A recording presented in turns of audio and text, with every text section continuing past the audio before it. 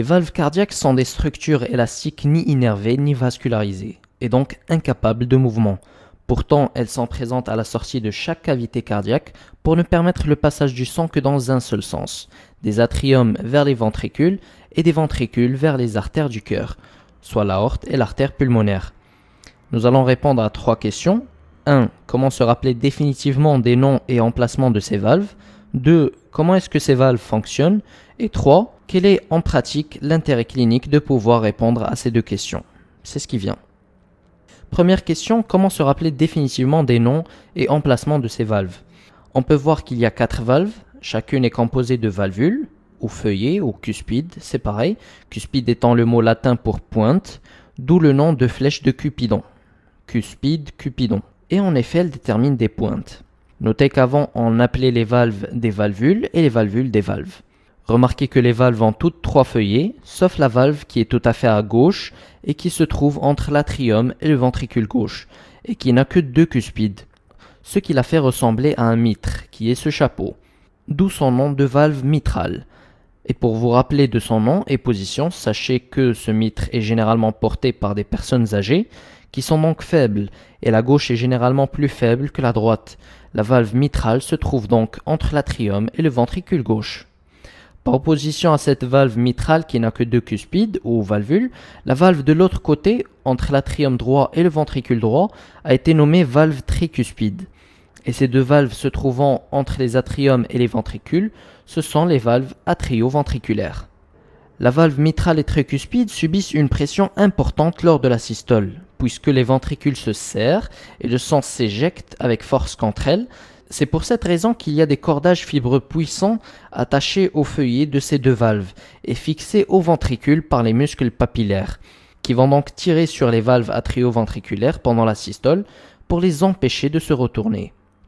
Les 2 valves au milieu donnent accès aux artères et sont ainsi nommées selon les artères auxquelles elles sont reliées, la valve aortique et la valve pulmonaire, qui sont aussi appelées semi-lunaires car chacune de leurs petites valvules a une forme de demi-lune, ce qui ressemble aussi à la lettre sigma, d'où l'autre nom de ces 2 valves qui est les valves sigmoïdes.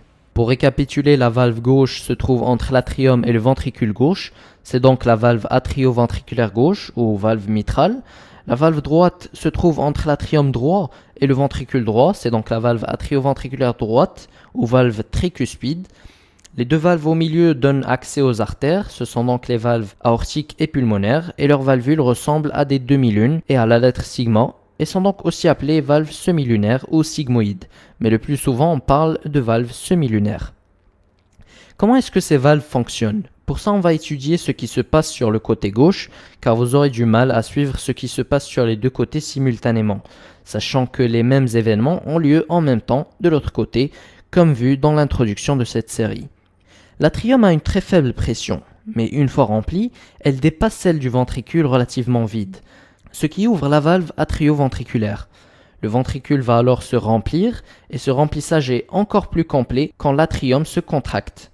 Et quand le ventricule se contracte à son tour, la pression devient plus élevée que celle des atriums, ce qui ferme la valve atrio-ventriculaire d'un côté, et cette pression est plus élevée que celle de l'artère, ce qui va ouvrir la valve artérielle de l'autre.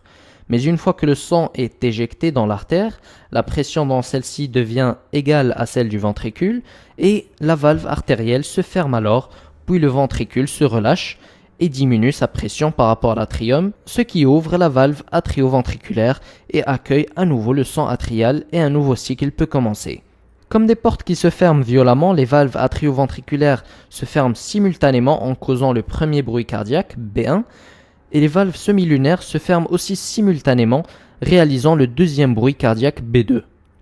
Il est très simple de se rappeler quelles valves sont responsables de quel bruit, car le début du mot valve contient à sa première partie le A et le V de atrio-ventriculaire, et à sa deuxième partie le S et le L de semi-lunaire.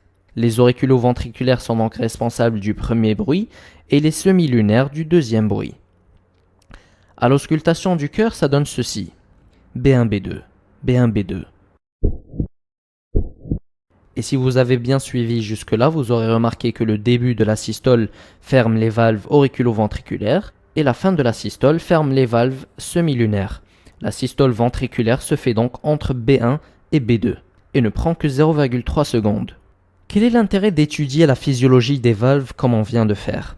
Deux principales raisons. Ces valves peuvent subir un rétrécissement, qui en latin est la sténose, ce qui entraîne une diminution du flux sanguin vers là où s'ouvre la valve, ce qui peut donner entre autres une douleur thoracique due à un manque d'apport en oxygène aux muscles cardiaques. Cette douleur ou constriction de la poitrine est en latin langor pectoris. La deuxième raison est la régurgitation. On parle alors d'insuffisance valvulaire, car la valve n'assure pas correctement sa fonction de barrière. Il est possible de reconnaître approximativement la valve atteinte et son type d'atteinte en auscultant le cœur, ce qui permettra d'entendre des bruits différents des sons que produit normalement le cœur, et on appelle ces bruits les souffles cardiaques. Et on peut vérifier ces anomalies en les voyant sur une échographie cardiaque. N'hésitez pas à partager et on se voit sur la prochaine vidéo.